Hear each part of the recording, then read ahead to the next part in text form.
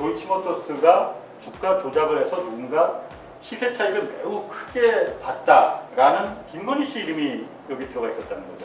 이 도이치모터스 주가를 조작한 주범이라고 적시가 돼 있는데 경찰이 그럼 이걸 다 거짓말한 거냐 하고 물어봤더니 본인은 본 적이 없답니다. 뭐 믿기는 힘들지만 못 봤다는데 뭐 그거 저 믿어줘야죠. 시사기참 라임과 주가 조작단 본방송에서 다 담지 못했던 에피소드를 좀 풀어보겠습니다. 이 라임 사건 워낙 이제 큰 사건이고 피해자가 많았던 사건이다 보니까 작년 국정감사에서도 주요 이제 감사 주제로 이제 많이 돌았지 않습니까? 그때 갑자기 국정감사장에서 검찰총장 부인 김건희 씨죠.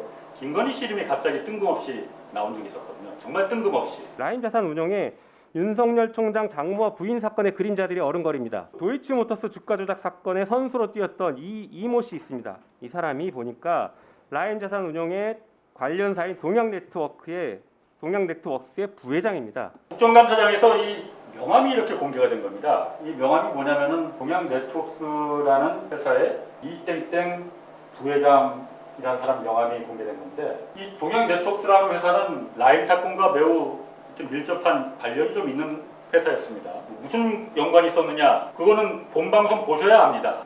여기서 그거 본방송을 안 보셨으면은 그러니까 시사기참 라임과 주가 조작단 그 본방송을 보셔야만이 지금부터 하는 얘기를 이해하실 수 있으니까 아래 링크에 있는 그 본방송을 꼭 가서 다시 보시고 그리고 와서 다시 오셔야 됩니다. 뭐 가서 뭐 구독, 좋아요 이런 거 안 눌러도 좋으니까 가서 내용을 이해하시고 다시 돌아오세요. 이땡땡 부회장이라는 사람이 그런데 동양네트워크스의 부회장이더라. 그러면은 이땡땡이라는 사람은 그러니까 윤석열 총장의 부인 김건희 씨와 또 연관이 있다는 의혹을 사고 있거든요. 김건희 씨가 라임과 혹시 이거 무슨 연관이 있는 거 아니야? 라는 의혹이 그래서 이제 제기가 된 거죠.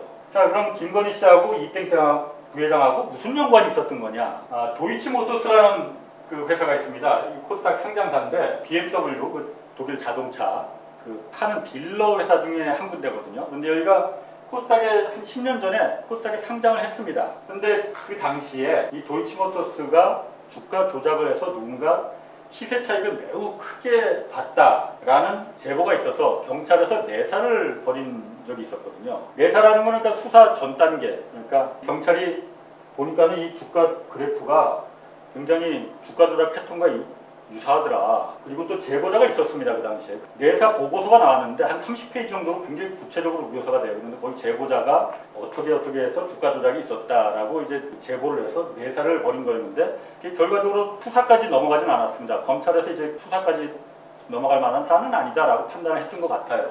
근데 그 도이치모터스의 내사 보고서에 이 주가 조작을 한 주범이 이땡땡이라는 사람이다. 그때는 이제 동양네트워크스라는 게 아니었었고 그냥 이땡땡이라는 사람이 그때 도이치모터스의 주가를 조작한 주범이다라고 그 내사보고서에 적시가 돼 있던 겁니다. 내사보고서 보면은 이 이땡땡이라는 사람이 그 도이치모터스의 그 회장한테 부탁을 받고 주가 조작을 갖다가 이렇게 해서 어떤 과정으로다가 했다라고 기술이 돼 있는데 그 내사보고서가 한 30페이지 정도 되거든요. 굉장히 자세하게 기술되어 있는데 거기 어떤 내용이 나오냐면은 주가 조작이라는 게 한두 명으로 되는 게 아니니까 여러 명이 필요했는데 통장을 빌려주는 사람도 있어야 되고 돈을 빌려주는 사람도 있어야 되고 증권 계좌를 빌려주는 사람도 있어야 되고 합니다. 그런데 공범이 전부 8명이 그때 가담을 했다는 거예요. 도이치모터스 주가 조작에.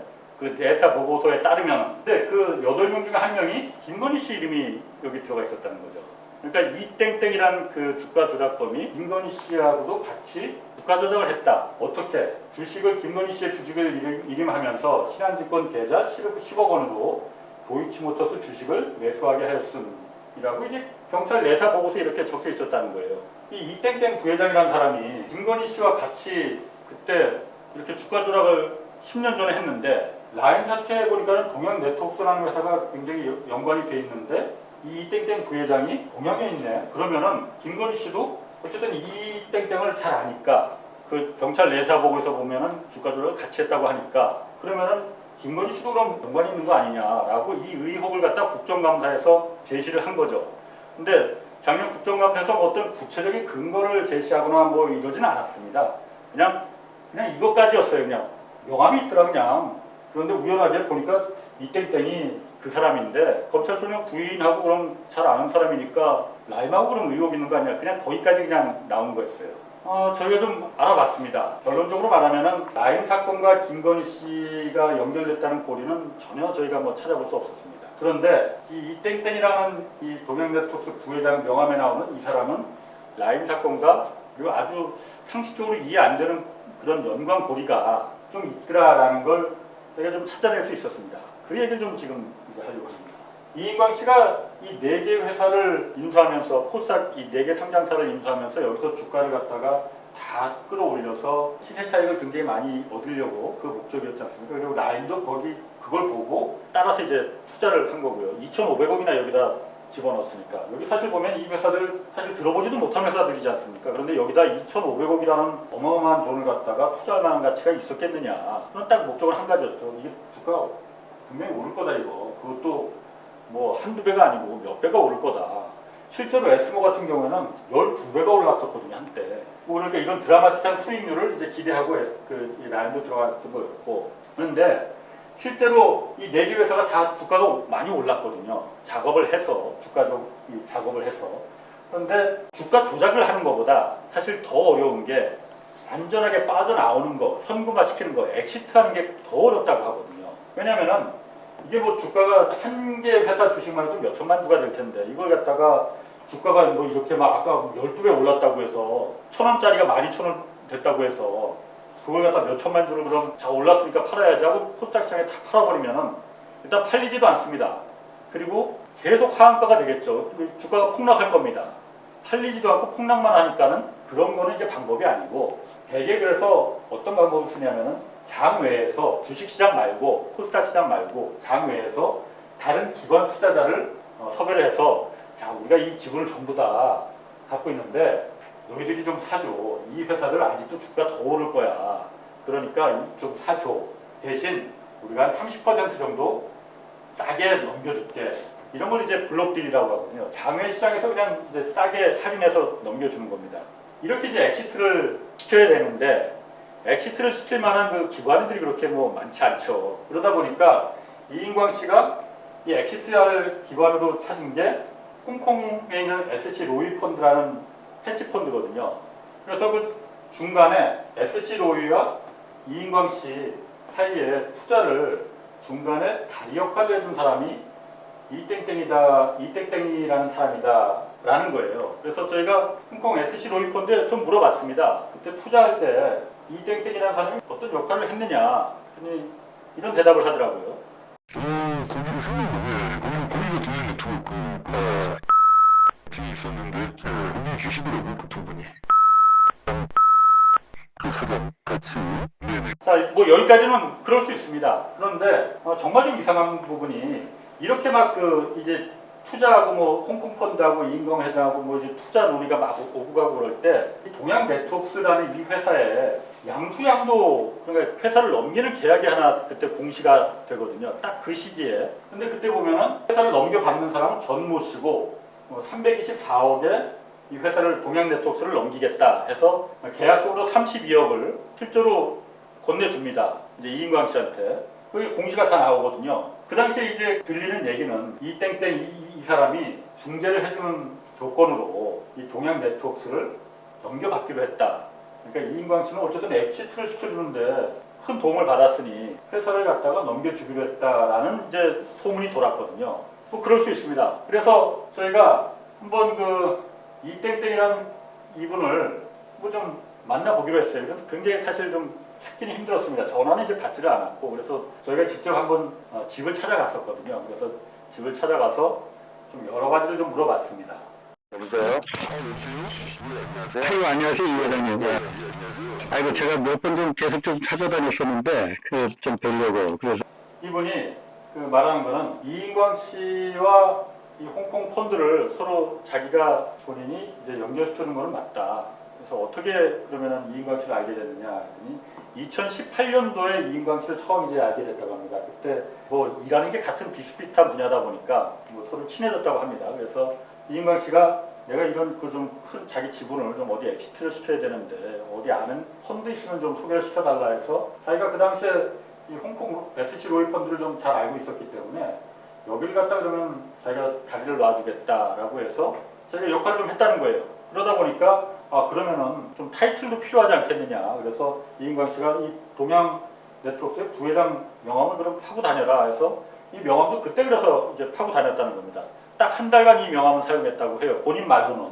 그런데 어쨌든 이 이인광 씨가 자기 지분을 갖다 홍콩 로이펀드에 엑시트 시키는 거는 결과적으로 잘 안 됐습니다. 그런데 이상한 게 있지 않느냐. 동양 네트워크를 어쨌든 넘겨받으려고 인수하려고 하지 않았느냐. 이 당시에 그 홍콩 로이펀드하고 계속 투자를 갖다가 중간에 다리를 놔주고 이런 그 기간에 이런 양수양조 계약서를 맺지 않았느냐. 이거 좀 상식적으로 납득이 안 간다. 했더니 본인이 그때 이 계약서를 맺었던 거는 진짜 동양 네트워크를 자기가 인수하려고 한 게 아니고 당시에 이인광 씨가 이 동양 네트워크 이 회사를 다른 제3자에게 넘기기로 했다고 합니다. 그런데 이 넘기기 전에 뭔가 좀 이 사정이 있어서 이인광 씨가 사정이 있어서 자기 보고 잠시 동안만 이걸 갖다가 자기가 인수하는 거로 계약을 좀 해달라라고 부탁을 하더라는 거예요. 그러면서 계약금 32억도 자기 통장으로 보내줬다는 겁니다. 계약금으로. 그래서 자기가 이 32억 계약금을 이제 이인광하고 이제 계약하면서 보내줘서 공시에 뜰 수 있게끔 했다는 거거든요. 근데 왜 이런 과정을 했느냐? 이거 이유는 자기는 모르겠다는 거죠. 이상하긴 하지만은 뭐 모른다는데 뭐 어쩌겠어요. 그래서 이 당시 뭐 계약금까지 다 했지만은 결과적으로 그 홍콩 로이펀드의 이 계약이 성사가 안 됐기 때문에 이 계약도 다시 이제 깨졌다는 거예요. 자, 그러면은 만난 김에 이것도 물어봤습니다.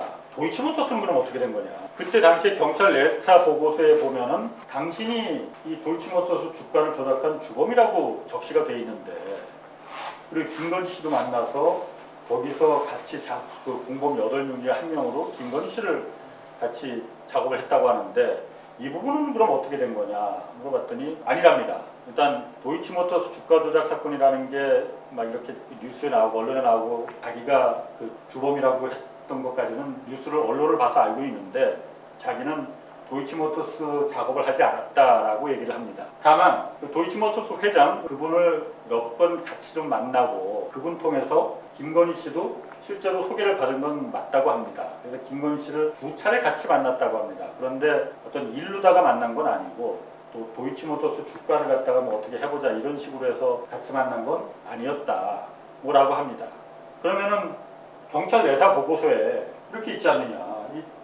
당신이 주범이라고 하고 김건희 씨도 여기 이름이 나오고 그럼 이게 한 30페이지 정도 되는데 경찰이 그럼 이걸 다 거짓말 한 거냐 하고 물어봤더니 일단 이 경찰 내사 보고서를 본인은 본 적이 없답니다. 뭐 믿기는 힘들지만 못 봤다는데 뭐 그거 저 믿어줘야죠. 그런데 자신은 이 경찰 내사 보고서를 본 적은 없지만 여기 있는 내용들이 다 사실은 아니다. 자기는 일단 도이치모터스를 만진 적이 없다라고 얘기를 하고 그 다음에 그래서 어쨌든 이 도이치모터스 주가 이 사건이 10년 전이었기 때문에 그때는 사실 뭐 이게 뉴스가 안 됐었잖아요. 그런데 작년에 뉴스타파에서 김건희 씨가 워낙 유명한 사람이 돼버리다 보니까는 이 내사 보고서를 입수해서 이게 작년에 이제 뉴스가 된 거지 않습니까? 작년에 그러면 이 사건이 불거지고 나서 경찰이든 검찰이든 당신을 조사한 적이 있느냐 그러면은 그 부분에 대해서는 답하지 않겠다고 말을 하더라고요. 뭐 거기까지였습니다. 저희가 확인할 수 있는 사항은 여기까지였습니다.